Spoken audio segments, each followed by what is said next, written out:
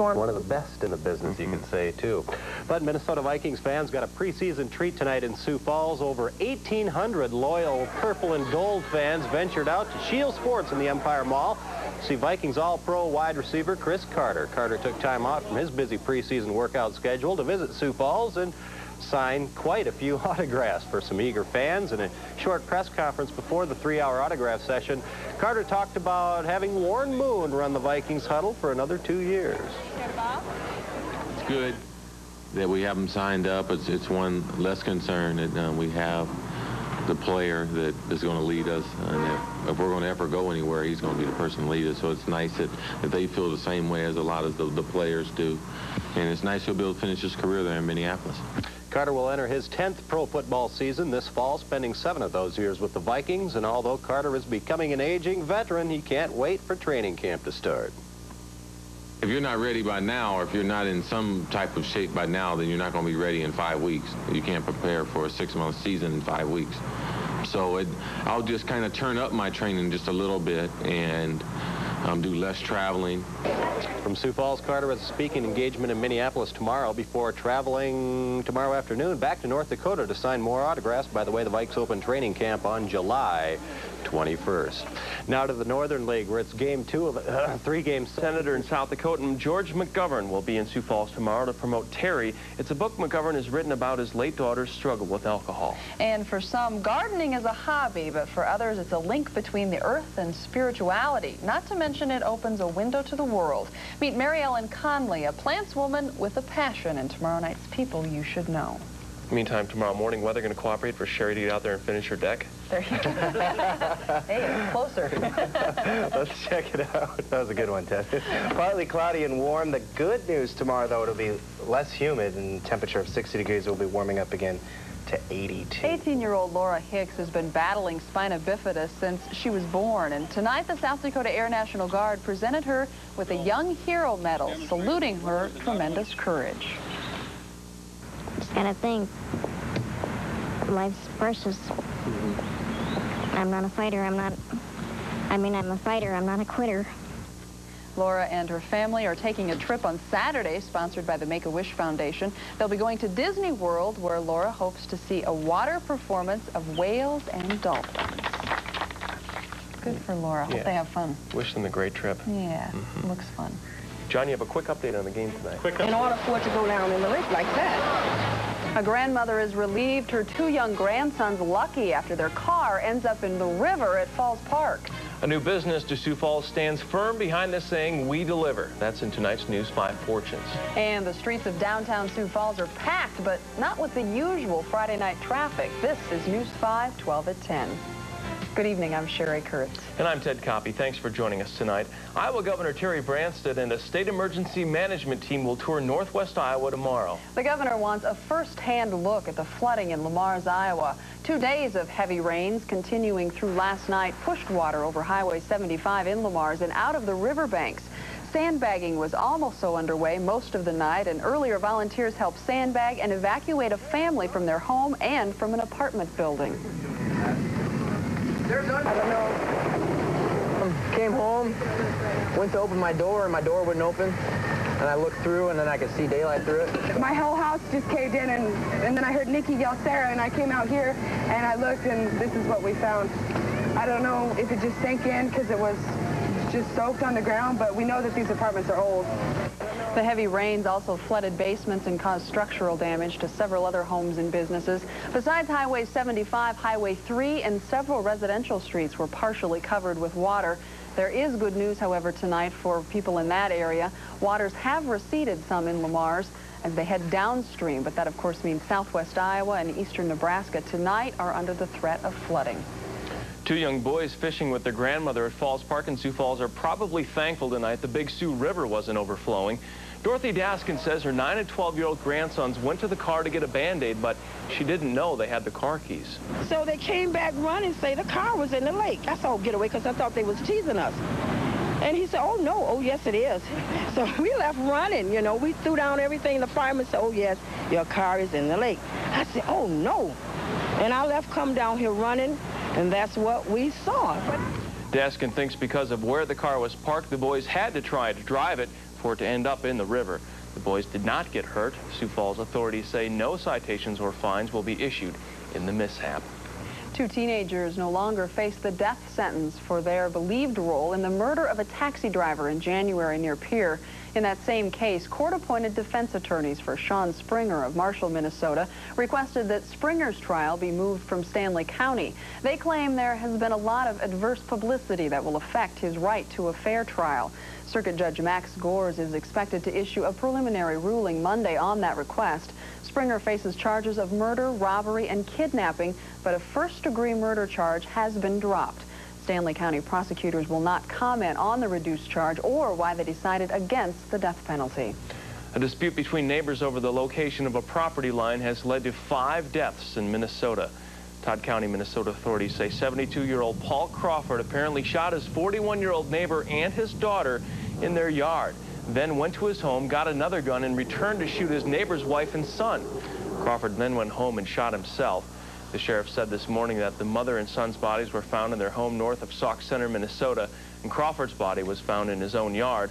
Authorities are testing 2 guns that they say they recovered to see if they were the weapons used in the shooting.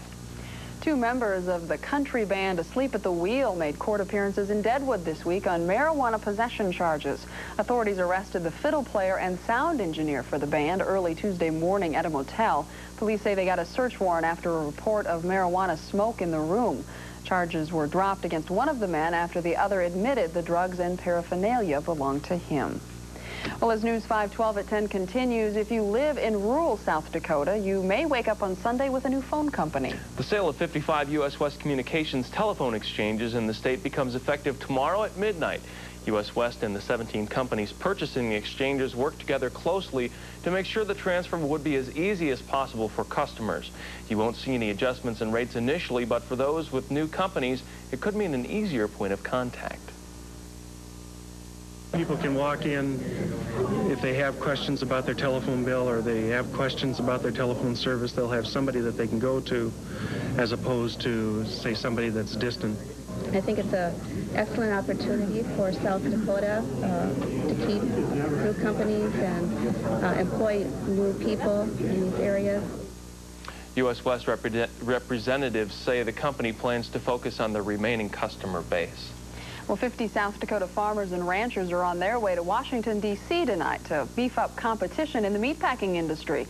The group will lobby Congress and participate in meetings with those in the U.S. Department of Agriculture and Justice Departments this week. Disaster-level prices in South Dakota have small farmers and ranchers anxious to restore competition to livestock markets that they feel have become dominated by 4 giant meatpacking plants. Oh, okay. What was that? They're hoping to try and get something done so the cattle aren't controlled by the main packers. They're kind of evident something's going wrong as the price of fat cattle went down, why the packers' profits went up. The farmers and ranchers arrived in Washington today and will return to South Dakota Wednesday. As many South Dakotans fly out to Washington, D.C. on a mission, some other prominent visitors are here on a different type of mission. A 5-member delegation from China's National Bureau of Surveying and Mapping in Beijing today toured the Aros Data Center near Garrettson. The group is here to participate in a 5-year program agreement to exchange information and technology with the center. China will use the information gained here to update maps for their country's economic development. Unabomber suspect Theodore Kaczynski will soon be getting a new home. Federal marshals in California say Kaczynski will arrive at the Sacramento County Jail from Montana Monday night. Kaczynski waived his right to fight the move where he was indicted earlier this week. Meantime, about 17 years in prison, 37-year-old Kevin Lee Green is going home tonight. Green has been incarcerated at one of California's toughest prisons since 1979, convicted of killing his unborn child in a beating that left his pregnant wife permanently brain damaged. Despite several memory loss for his wife, she testified that her husband was the attacker. Green's conviction was changed this week, however, after DNA testing proved he is not the killer. Physical evidence left by the attacker wasn't tested until now and matches another man, Gerald Parker, who's in prison for another crime and faces charges in a string of unsolved murders. Meantime, in Washington, it seems First Lady Hillary Rodham Clinton will not have to testify before a Whitewater jury after all. Earlier today, the possibility of having Mrs. Clinton go before the jury to testify about personal loans she and the president took out during his 1990 gubernatorial campaign were raised. Scott Bowden joins us now in the Weather Center with that first look at weather. For the longest day of the year, it really wasn't too much to complain about out there. Not at all, Sherry. And I'm wearing the sunglasses tonight because we want to remind everybody that zippity-zoo days are tomorrow, and we're hoping everybody comes out. And I'm also just hoping that that sun stays out long enough until the clouds move in and the thunder showers move in. By the way, Patrick, I have your glasses, buddy. Let's go to the graphic right now and show you what's going on. You can see that cold front is slowly moving in with a low-pressure system. Now, what that means for us, by Sunday night, you're going to feel a lot drier and cooler air moving in, and that low-pressure system is going to spark off some showers on Sunday night. But then after Sunday night, expect the best temperatures in the lower 70s, no humidity. It's just looking to be a perfect day. Let's go to the graphic right now and show you the satellite loop of the last 24 hours. You can see the big system that pushed off to the east last night. Now we're watching another system come off the Rockies, and that's slowly pushing through Nebraska. Flooding warnings down there right now, as far as severe thunderstorm warnings and watches as this strong system pushed to the south. Now, it's not going to lift to the north because we have that cold front that's just to the south of us. It's going to stay right along that line. So no more showers really to talk about, or thunder showers, but we are going to see a lot of rain down into Nebraska, even down over into Wyoming, rather, and Colorado, and this is slowly moving on. You can see this front drawn out right here, and there's some showers sparking off in Iowa, and if there's a place that doesn't need more rain, it's certainly portions of Iowa. Well, this will all move off tonight, and we're going to see this system move in by tonight into tomorrow, but I think tomorrow we're going to see the sun out in Sioux Falls in the morning and afternoon, but then by nighttime, we're going to see those thunder showers erupt. Well, as far as temperatures this hour, it looks like this: 68 in Pierce, 68 in Aberdeen, 65 in Watertown, 68 degrees right now in Sioux Falls. A mostly clear night, a beautiful night out there. Humidity's low, 65%. The winds are out of the north at 7, so that's bringing the cooler, drier air in, and the barometer looks like it's rising from last hour. Well, today we started off at 65, warmed up to 82. Now our normals are 82 and 58, right on the money today as far as the normals go. Records 110 and 34. No precipitation since midnight. We're still well below normal. Sunrise tomorrow morning is at 5:46. Well, tonight you can expect just some clouds lingering around, not really much to talk about. A temperature of 58 degrees. By tomorrow, it looks like the sun's going to be out in the morning, and then by late afternoon and tomorrow night, we're going to see those thunder showers. But we'll see a warm temperature of 76. All the 5-day forecast next. Well, let's pitch it back to Ted and Sherry. Thanks, Scott. You know, it's hard to imagine with the Olympics coming up that a lot of the athletes still don't know if they're in or not. Nope, they're still trying to make the U.S. Olympic team, and the way it looks, these trials, I think the U.S. are going to be bringing home a lot of medals. Just 28 days away from opening ceremonies to the Summer Games in Atlanta. Tonight, the U.S. trials continuing with the decathlon taking center stage down in Atlanta. And we pick it up the second heat of qualifying for the 100-meter sprint. Dan O'Brien way out in front. He hits the tape at 10:33. In the fourth heat, Chris Huffins just explodes out of the blocks. This heat, not even close. Huffins would hit the tape at 10:22. That's a new world record for the 100-meter decathlon. After 3 events, Huffins leads after 3 events with Dan O'Brien in second in the men's decathlon. By the way, the U.S. Olympic trials will continue tomorrow right here in KDLT, I believe, 1 o'clock tomorrow afternoon. So those guys are machines. They are. Man. They're in great shape, and, you know, the decathlon, that's one of the toughest events in the Olympics. You know, you do have to be in shape, Ted. Obviously, I'm impressed. Coming up later, another wild one. The Canaries just scoring a ton of runs, but they seem to be giving up just as many. We'll update you later on. Another football score. Yeah, exactly. Football sounding score. Thanks. Rush hour in Sioux Falls can be real annoying, but tonight the streets of downtown were filled with some head-turning traffic. Several pieces of rolling history made a pit stop on Phillips Avenue tonight. They're all part of the Coral Great Race. And it involves about almost 90 cars, and they're all pre-World War II cars from the 30s and the 20s, and they're traveling across the country. The vintage cars, trucks, and motorcycles are racing across the United States and into Canada. The first one to cross the checkered finish wins $250,000. Before tonight's race, though, some local car buffs also displayed their own classics in a car show. The winners were made honorary great racers. $250,000. That's a lot of money. I wonder if they can speed. Probably not. I doubt it. Still to come on News 5, if you feel like ordering in, there's now more to choose from than pizzas and Chinese.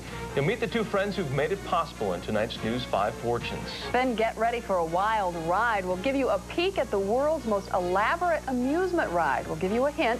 It took 65 million years to make. And find out why many of the remaining cast members from the American classic Wizard of Oz are in Minnesota. Stay with us. Ever been hungry but not had enough time to go out and get something? In tonight's News 5 Fortunes, we look at a business with